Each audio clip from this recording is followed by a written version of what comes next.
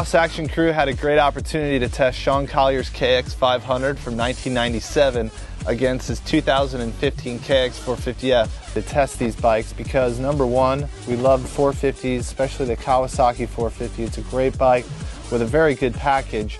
And the 1997 KX500 is a bike that isn't even around anymore, so it holds a near and dear spot to us in our hearts. The C4 MX built KX450F pumped out 63 horsepower and produced 40 foot-pounds of torque.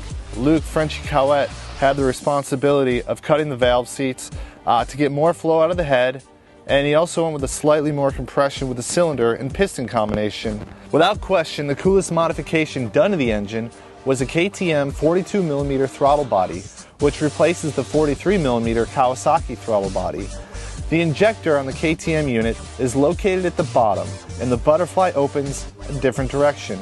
The combination greatly improves throttle response as well as mid to top end power, which Cauet claims they gained over 2 horsepower. However, none of that would even be possible without a Vortex ignition, which Cauet uses to really dial in that power band. Frenchy also installed a complete hinge and clutch system to withstand the increased torque that resulted from the engine modifications, and finally used WPC treatment on all of the moving parts in the engine. This treatment eliminates friction and heat. We were particularly drawn to the carbon fiber gas tank, which holds about a liter more of fuel than stock. That's imperative for 450 Nationals for the long motos into heat.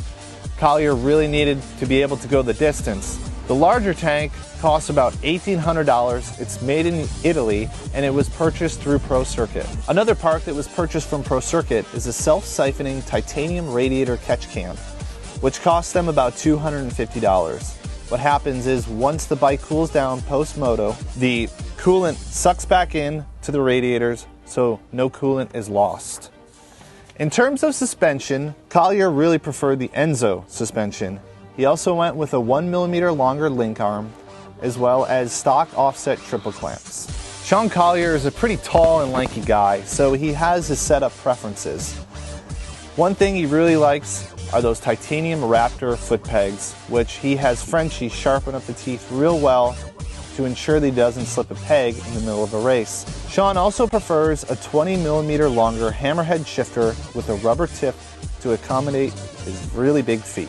We also couldn't help noticing that Collier prefers a Scott's Performance off-road steering stabilizer on his KX450F as well as the KX500.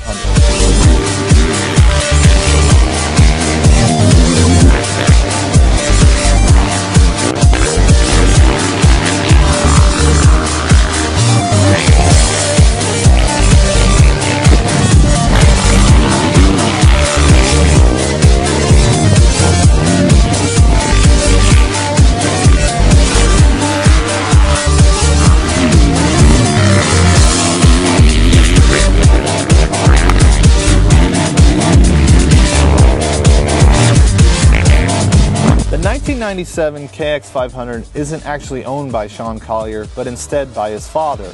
So Frenchy at C4MX had to strip the bike down, he powder coated the frame, ordered new plastics, and he started going through the entire engine.